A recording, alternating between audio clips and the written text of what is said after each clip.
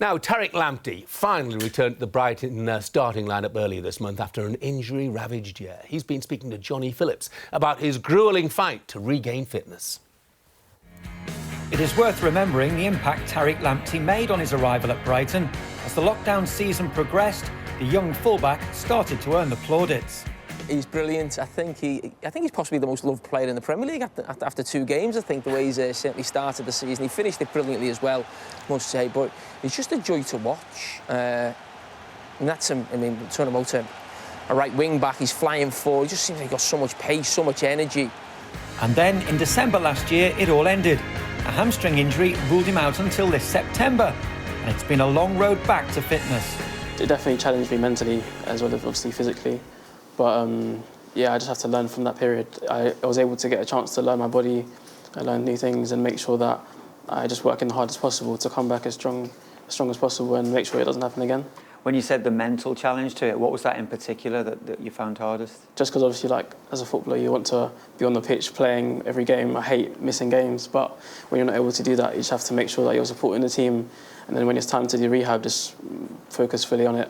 And it just makes you mentally stronger and makes you hungry for more when you get back. Yeah, when players are out injured for a long time, they very often say it can be a very lonely experience. I mean, how did you find it? Was that something that came into your head?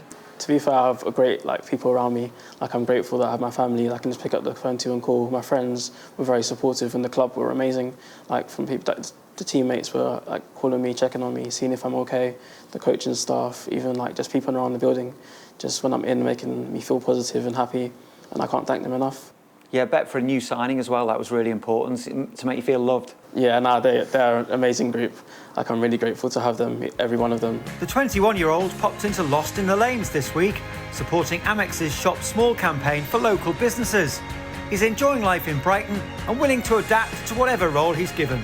To be honest, whatever gets me in the team. No, I'm more than happy to do I can play in a various amount of roles, so anywhere the gaffer puts me, he gives me enough information for me to try and put that into the game and try and help the team as much as possible.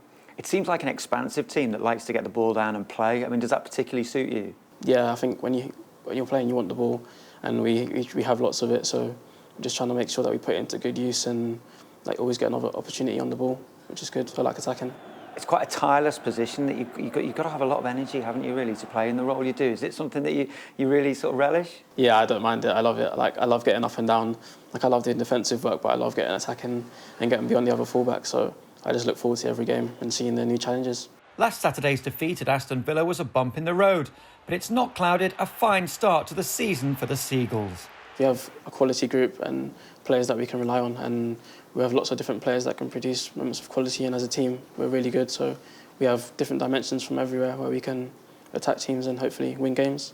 And any of the players in particular been supportive to you on the pitch? It's sort of leaders that you look up to and have been helpful? Yeah, to be honest, it's a great dressing room. Everyone's been there for me. I've got obviously Big Dan Burn, Dunkey, the skipper, he's amazing. Welbs is a really good close friend of mine, Lallana.